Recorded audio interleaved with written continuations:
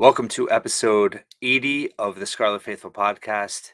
Aaron Breitman coming to you heading into Memorial Day weekend. Wanted to do a special edition of the Holiday Mailbag, getting questions and topics sent in from people on Twitter. Appreciate all the topics and ideas sent in, tweeted back at my original tweet. Have a lot of things to get through, which I'm excited about. A lot of Rutgers men's basketball, some Olympic sports, NIL.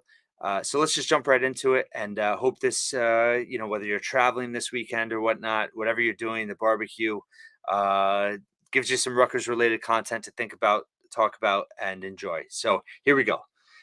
Starting with Coach Sipe. I know that Rutgers is bringing back the undefeated 1976 football team to honor them at a game this year.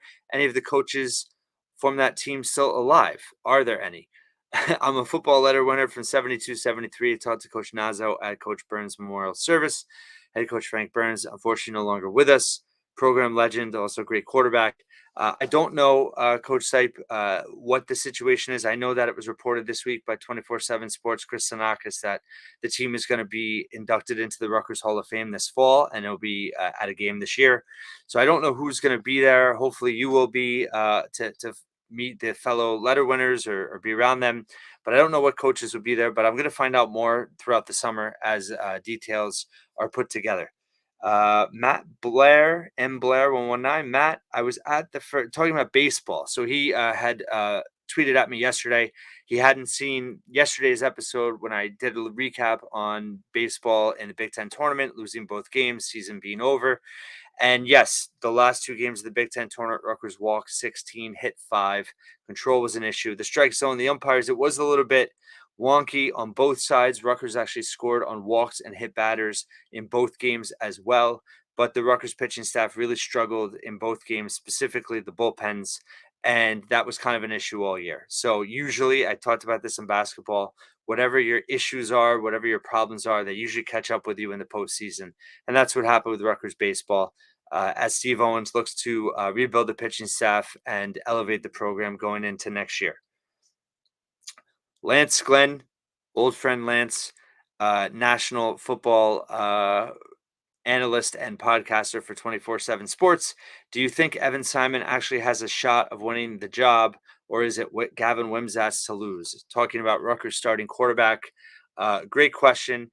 And no, I do think that Gavin Wimsatt, I think that's who it should be considered the front runner. I know they haven't announced a starter formally.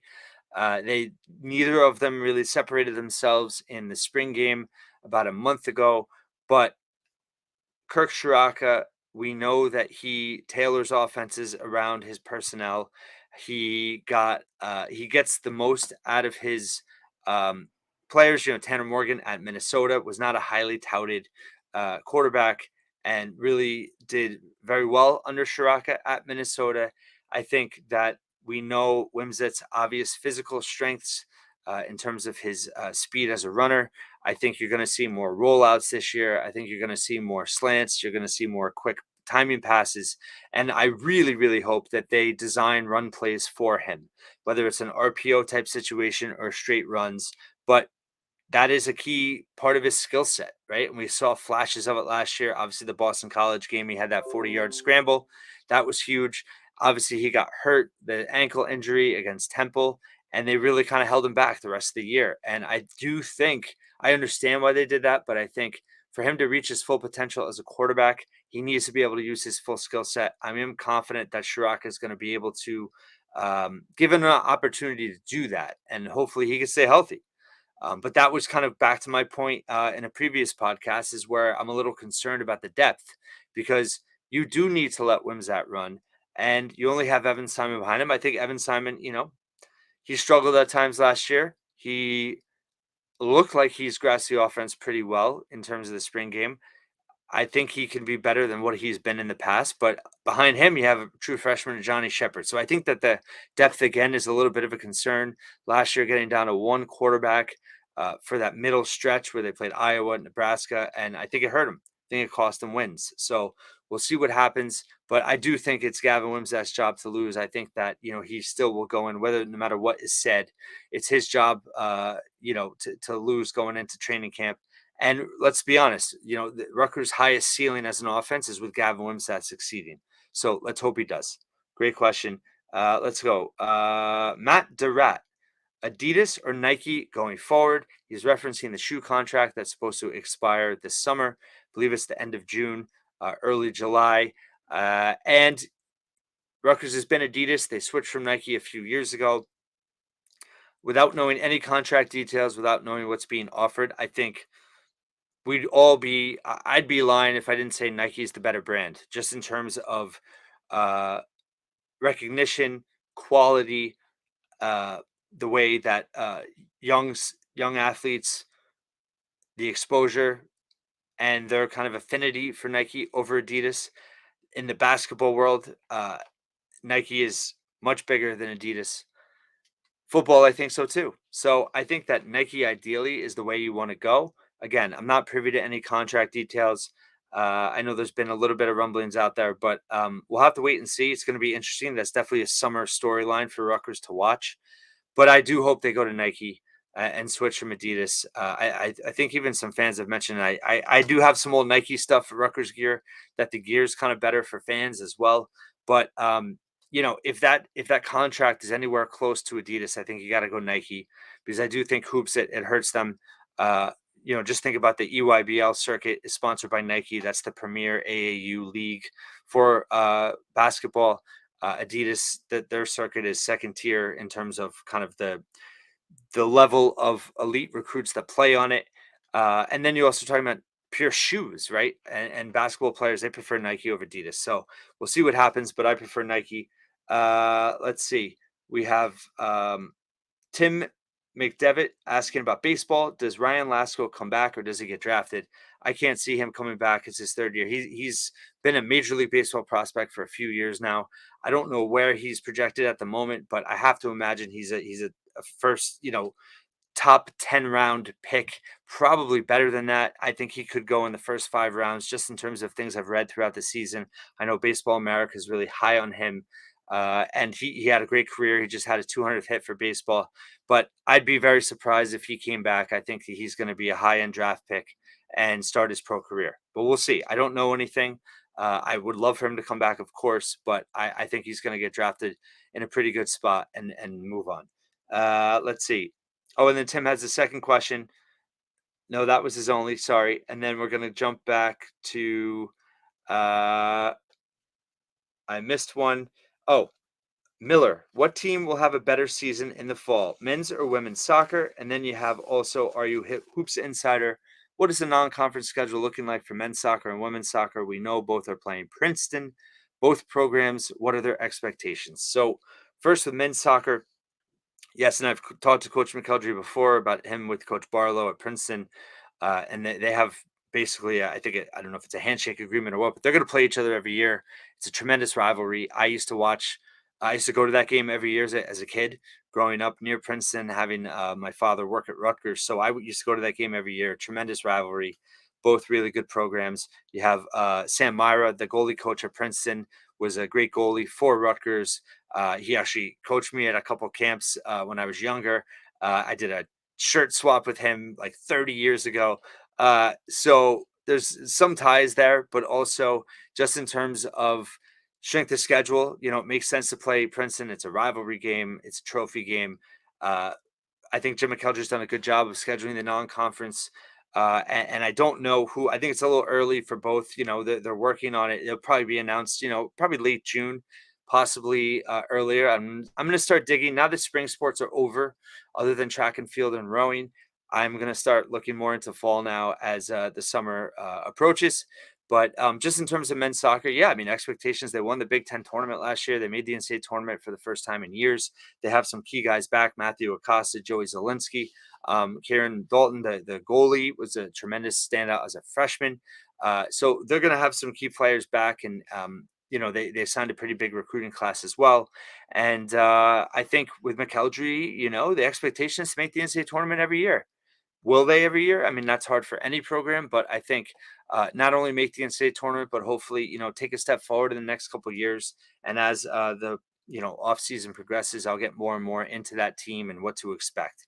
Women's soccer, high expectations once again. Obviously, struggled towards the end of last year. They really had some injuries. Emily Mason, most notably, is on the national team, the youth. The U21, I believe. It's not the senior national team, but she's been in the national program for years. She was former National High School Player of the Year, and she was the rock of the defense last year. And when she went down, Rutgers was not the same. So she's back. They have 10 of 11 starters back, and obviously that includes. Let's see, they have Sarah Brocious back. They have Riley Tiernan back, who certainly had to adjust last year, being getting the attention of opponents, facing a lot of double teams.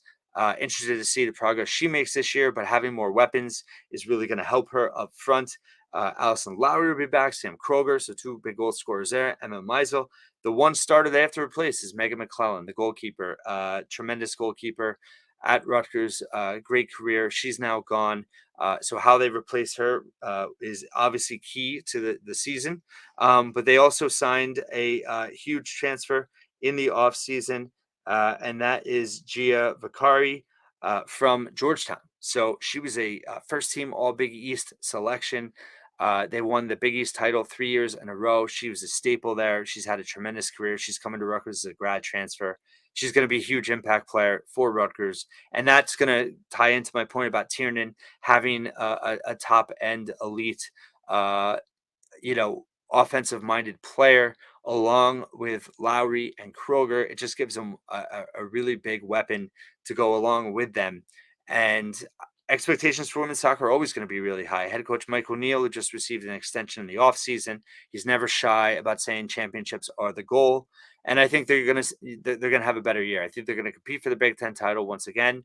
And I think they certainly have the talent to make a deep run in the NCAA tournament. Of course, injuries, like I said, were a factor last year, but I think this program has some edge now in terms of going into this year. They just welcomed a highly acclaimed recruiting class once again with multiple All Americans, and it's an 11-person player class. So we'll see which freshmen emerge there, but they're loaded. They're constantly reloading. They've been the most consistent program at Rutgers over the last decade, and I expect that to continue. Okay, and then Coach Sipe back again, talking about Rutgers would be much better shape financially if we had gotten a full share of the Big Ten revenue from year one, just like USC and UCLA are getting as they join the league in 2024. I know the reasoning why. It just pisses me off. I hear you, Coach. I understand that thought. I do think that Rutgers obviously did not have the same leverage as USC and UCLA coming in, and they made the deal they had to make. And is it the best deal? Has it hurt them being so far behind financially? It has. The TV deal is coming about. I actually have an article I'm working on with some details coming out recently. Pete Thamel of ESPN, saying that Kevin Warren, the Big Ten commissioner, leaving, did not have all the T's crossed and the I's dotted on the deal uh, with Fox and NBC, and the deal is not as good as all the Big Ten schools thought.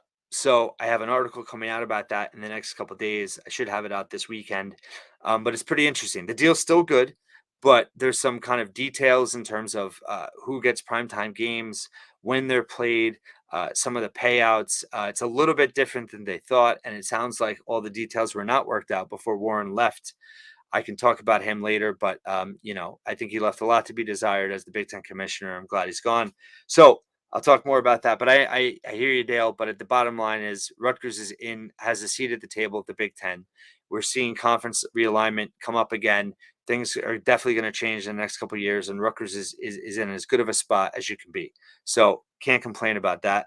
I'm not saying you are. I'm just saying it was worth it in the long run.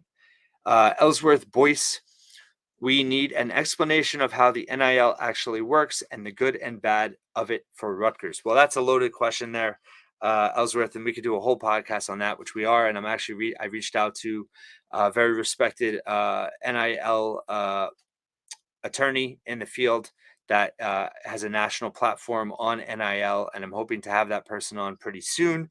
But just the nuts and bolts of it is NIL is name, image, and likeness. The idea is that student athletes can benefit off their name, image, and likeness, basically getting endorsements, promoting brands, promoting businesses, getting money from that. What has happened with a lack of regulation and states having their own laws regarding it is it has become in a lot of cases a pay for play type situation where payments are being made. It's not really tied to any sponsorship deals.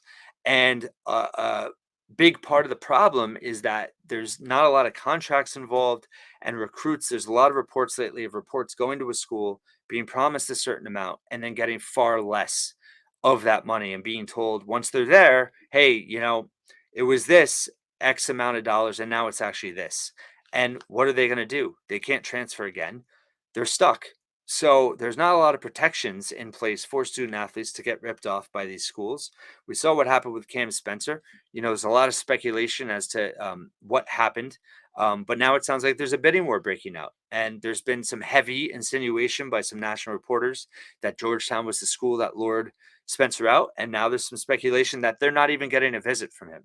So it sounds like that's also a common practice is one school lures a player out and then all these other schools are waiting in the trenches and then they pop out and they end up being the players the key kind of catalyst for getting a player ultimately to sign with them. So there's good and bad with everything. I think I'm all for, well, I know I'm all for student athletes benefiting from their name, image, and likeness. I don't think there should be limits on it.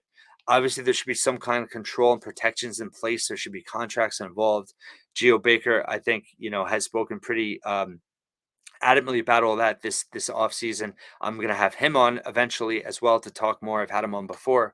I know he's planning some stuff with Night Society. So we'll continue this NIL discussion. I think one key thing too to know is a lot of student athletes that earn the most in NIL do it individually, meaning that it's their own brand, their social media reach in terms of their followers on Instagram, on TikTok. And a lot of female student athletes are doing really well. Angel Reese, the basketball player at LSU, she's got over a dozen corporate sponsorships and big ones, big name coach. And she's got a huge following. There's a gymnast at LSU as well. And I don't have her name off the top of my head. She's got the biggest social media following of any college athlete, I believe, right now. You have the Cavender twins that were at Fresno State. And I always use them as an example. They had a billboard in Times Square on July 1st, 2021 when NIL first became legal, and they were at Fresno State. So the argument that Rutgers should be benefiting from being so close to Times Square and New York City and the stock market, I don't buy that. I think it's much more the athletes that do really, really, really well. For the most part, it's both based on campus, local. If you're in Nebraska, you have all the local dealerships, all the local businesses, and you're advertising for them. Rutgers hasn't really gotten that done so far. Who that is to blame, I'm not going to go there. There's so many facets to this, and I would be lying if I knew them all. I am going to talk about NIL in a few minutes about Rutgers men's basketball, but the point is, it's a little bit of a wild, wild west situation. The intention of what NIL is supposed to be and what it's actually being used as is a recruiting tool, basically a pay for play. And listen, this always happened. It's just out in the open now. It used to be under the table. Now it's on the table. So more of it is happening in a bad way. The money's getting higher. But a lot of what I'm reading and being told is that the numbers that are out there for some of these players are way too high and they're not real. And it's impacting recruiting in terms of recruits demanding certain amounts or, wanting to start the conversation. I can only imagine the dynamic it's going to create in locker rooms. So it's a mess. At the same time, I think it's a necessary mess because I think students deserve the fact that they can earn money on their name, image, and likeness. So to be continued on there. Kathy Bachman, is there anything being discussed to tame the transfer portal, such as bringing back the sit-out year? Why is the difference between, and then what is the difference between a visit and an official visit? So good questions. In terms of discussion to tame the transfer portal, bringing back the sit-out year, that's a mess too. So, the one-time exemption is out there for undergrads. There's even, exploitation now with that exemption. Like once you transfer to one school, if you want to transfer again as an undergrad, you have to sit out a year. There's ways around it, getting waivers. I've heard a lot about mental health waivers, proving you have mental health issues and you're getting that waiver and you're transferring right away. There's always ways around the system. I hope that no one's exploring it that way, but I'm being told that it is happening. As a grad transfer, you can go anytime. So there's no deadline. That's what happened with Spencer. The transfer door deadline passed, but grad transfers can transfer at any time. So the sit-out transfer rule is certainly an impact. It has created an issue in terms of a one-time transfer. I do also agree with that because coaches can leave it at any time and go somewhere else. So why can't student athletes? Of course, now it's getting abused as well. And really, the blame in NIL and the blame in the transfer portal lies solely at the front steps of the NCAA, who have completely dropped the ball. Once again, they're only rooted in their own interests and making as much money for themselves and for the universities as they can. And this all lays blame on the institution of the NCAA and the universities and the conferences, right? And now they've kind of helped create this mess and no one can figure it out. So it's going to be a work in progress. It's going to be something that just continues to evolve. I think eventually we'll have a much more orderly world in terms of NIL and transfer portal. I don't agree with people that say it's ruining college sports. It's an adjustment, and it's going to take time to work things out. But stay patient. And then the difference between a visit and an official visit. So a visit, you could take a visit at any time, as many times as you want to a certain school. There's, I think, certain length rules to it. And then an official visit, you take one per school. They've now raised the limit. You could take more than 5. It used to be 5, but there's a certain commitment there. There's a certain spend that the universities can invest in you on that visit. And there's a certain different level. A visit, you can go to a game, right? And Rutgers has players, men's basketball players, football players show up for games all the time, and they're there for that game and maybe a little bit before, a little bit after. Official visits are usually a full weekend, full scale activities. You're meeting with, faculty advisors. You're meeting with university personnel. You're meeting with the program staff. You're getting a real education on what life in the program is like and life at the school. So I hope that helps. Just want to make sure I didn't miss anything before we move on exclusively to men's basketball. And I don't think I did. And we're going to move on to men's basketball right now. All right, Matt Baker. Realistically, who do you see Rutgers basketball getting for next season at this point? Any transfers left in the portal that we are tied to? And then there is another question from Andrew. Who is Rutgers targeting in the portal to fill out the Hoops roster? So I'm not just going to throw out names right now. I am working on an article in terms of potential targets. I will tell you that, obviously they're looking for a guard. This is only a week old now. I can't believe Cam Spencer, the news is only a week old. It feels like, 4 years at this point.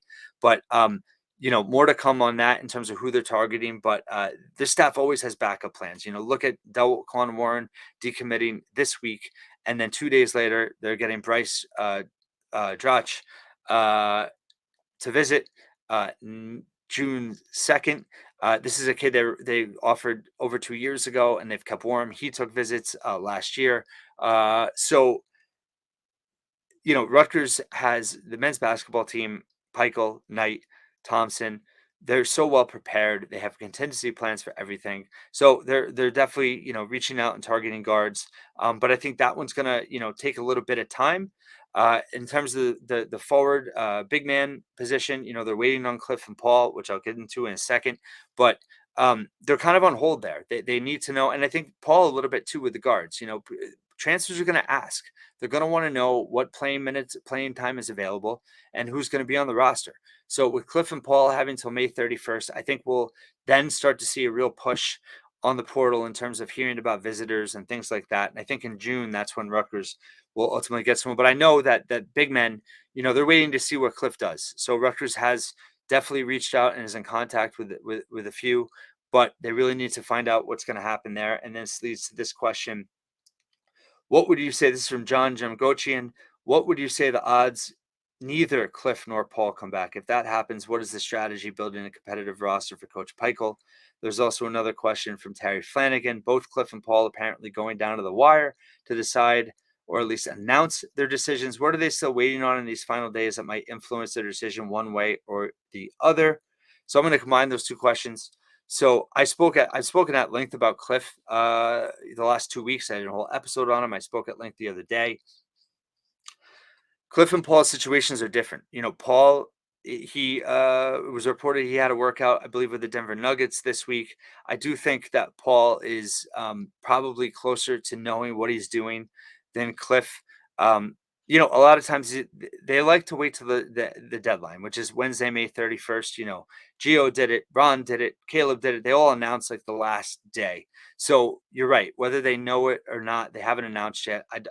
Paul, hopefully he could announce, in the next couple of days. Now, again, that's not to blame him and holding up Peichel and recruiting guards, because I'm sure Peichel has a really good idea. I think they're pretty confident he's going to come back.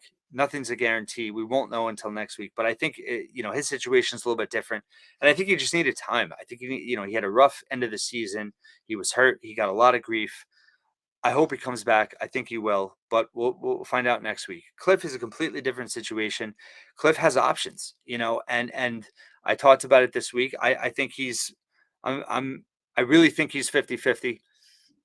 I don't think it's a matter of if he gets drafted. I don't think it's likely he'll get drafted, but I think it's 50-50 on him staying in the draft. And what I mean by that is if enough teams, or, even a team, give him a guarantee that they would sign him to a two-way deal after the draft, meaning he would be basically guaranteed a full year, mostly in the G League. He would potentially, have some time in the NBA level, but it's basically a year of development guaranteed. You get paid a really good salary. Ron Harper made in the mid six figures this year. He developed really well. The competition is higher than at the college level. It's all players trying to break into the NBA. If there's enough teams out there that are willing to invest in him, and it would not surprise me if there are, based on his physical attributes. I said his wingspan, it's 7 foot 6 inches and a quarter. I think I said 76 inches the other day. His wingspan's incredible. His physical tools are incredible. His athleticism is incredible. He is raw. He, was late in the game in terms of developing as a basketball player. He didn't play his whole life. They know this. They know this. He's at 21. He's at that kind of perfect age. I said this earlier, and I guess I'm going to repeat myself just for those that didn't hear me. But I do think that if he feels like he has legitimate interest in the G League and with NBA teams to sign a two-way deal, it's something he has to seriously consider. And the other point I made the other day was that he is represented by an agent. Now, that agency is certified by the NBA, so he's maintaining his eligibility to come back. But what does the agent want him to do? Does the agent want him to return to college and they get nothing? Or do they want him to go pro, sign a two-way deal, make good money and get a cut of that? So again, I don't know what Cliff is thinking. I don't know what his camp is thinking. I just think the whole idea that, he came back he didn't get invited to the combine. He's coming back to Rutgers. I don't think that's the case at all. He absolutely could return to Rutgers. I really hope he returns to Rutgers, but I really think it's 50-50 at this point. We're less than a week out. It's going to be interesting. And if the odds of both of them not coming back, I would say 10%. I think Paul is pretty likely to come back. The odds of Cliff himself, 50-50. If Cliff doesn't come back, then yes, obviously Peichel, it opens up the window of what bigs he can pursue, what he has to offer. He has a starting position to offer. So the level of transfer out there, and don't panic here. There's a lot of the top transfers are gone, but there's a lot of transfers left, a lot, and there's a lot of good ones too. You'd be surprised. And honestly, there's so many good transfers available. It's too many to read through on a podcast. I have to sit down and get a list together for an article.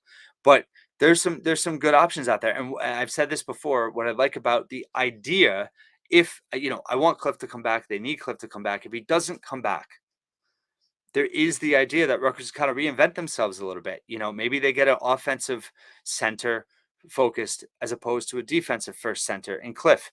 Cam's gone now. Maybe they get a more athletic and they play a more up tempo style next year. I think that it's heading that way with Fernandez and Simpson going to handle the ball a lot. Obviously, Mulcahy will too if he returns. But it's going to be very interesting to see what the style is based on who comes back. But it's a wait and see with Cliff. I feel pretty good about Paul. We'll see what happens. Patrick Mella, long time.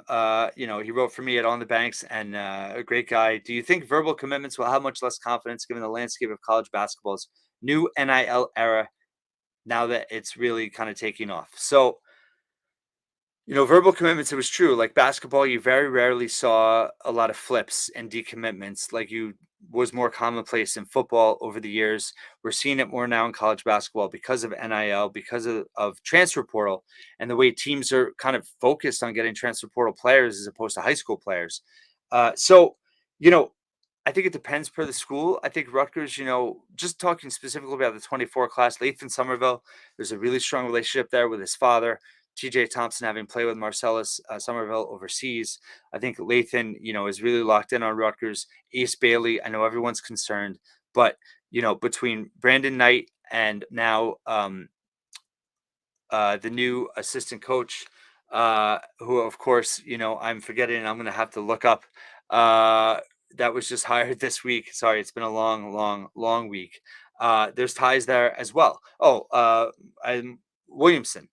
Uh, so Marlon Williamson, he has ties to Ace Bailey as well in terms of their AAU program, the coaches, connections, relationships. So that's really strong. Jermichael Davis is coming. I know that's a question. Let's see who asked that question. Is Davis still committed? That was Johnny Local asked if Davis is still committed. Yes. And I know people are freaking out. He hasn't signed yet. He hasn't announced that he's signed. I have every indication that he's part of the program and he's going to be announced relatively soon. So, I'm not going to get into it, but just respect the kid, right? Respect his privacy. And I hope I have enough credibility that you believe me. But I think that he is definitely going to be part of the team, and he is another key part, key connection, key relationship with Ace Bailey. Word this week that things would continue to trend positive with Dylan Harper.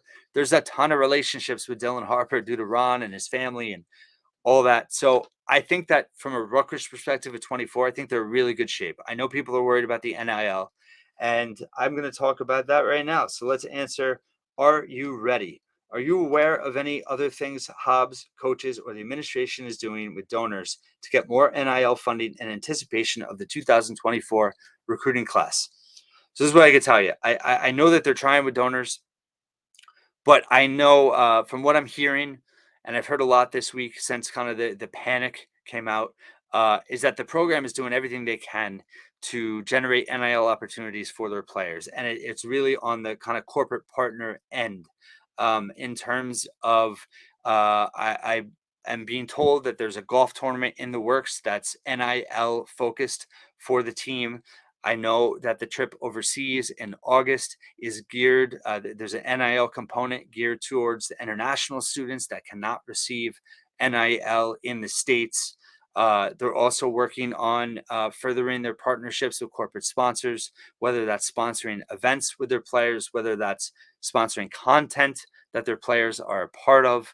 But at the end of the day, Steve Peichel, he's working as hard as he can to try to figure this out in terms of an NIL perspective. He's not, waiting for help. He's out there grinding himself, and the program is out there generating opportunities for them. And they just had Derek Simpson and Andre Hyatt, with WFAN down at the boardwalk today. I know that there was an NIL component to that as well. So they are working really hard at coming up with NIL opportunities for the players. So I have confidence in them. Steve Peichel's always figured it out in terms of, think about when the rack didn't have air conditioning, there was no practice facility. They got it done, and they're going to get this done too. So everybody relax. It's all about relationships, and Peichel's got the credibility both with recruits and with corporate sponsors and with donors. I think you're going to see major progress there in the coming year and beyond. Let's see, what did I miss? Pai Gao Pete, when is the last day technically and latest realistically Pike can get anyone likely to play this season out of the portal? So technically there's no deadline. Rutgers has added players in June and July and August in the past. And as long as they're enrolled going into the fall, that's legit. Now, of course, you'd rather get guys out of the portal now so they can be part of the whole summer the whole summer training practice schedule. They're going to have 10 practices before they go overseas in August. You want them to be part of that August trip. That's going to be a huge team bonding trip. They're going to play 4 or 5 exhibition games. So ideally, I think they're going to try to get, I think they're going to fill 2 spots, assuming Cliff and Paul come back. It's going to be it's going to be a guard or a wing. They're going to want to get them in the next few weeks, June at the latest, to get them integrated into the program, practice, and get them on the trip overseas. But technically, you have until the school year. As long as they're enrolled going into the fall, they're eligible to play next year. And let's see, anything else? Russell Cerise, familiar name, Cerise. Why doesn't Rutgers basketball schedule home and home with Princeton? So can't answer that directly, other than for whatever reason, it doesn't seem like Rutgers wants to play the game. I know there's been an argument that it doesn't really help the net. They're not going to be a Q1 game. They have everything to lose in that game, nothing to gain from it. Listen, I'm old school. I love that rivalry. I used to go to that game all the time as a kid. Lived really close to Jadwin. Loved going to Jadwin just to watch Princeton play, as well as that rivalry game with Rutgers. So I hope they play one day. I've talked to Pikel about it over the years. They are. I talked earlier this week. I think they are going to upgrade the non-conference schedule. I think they could have as many as 5 high majors on the schedule next year. But I don't think Princeton's part of the plans. And then let's see, Tim McDevitt, on a scale of 1 to 10, what's the fear level of more defections he commits? I kind of touched on that with the 24 class, and my fear level is, I would say, 1.5. Not worried.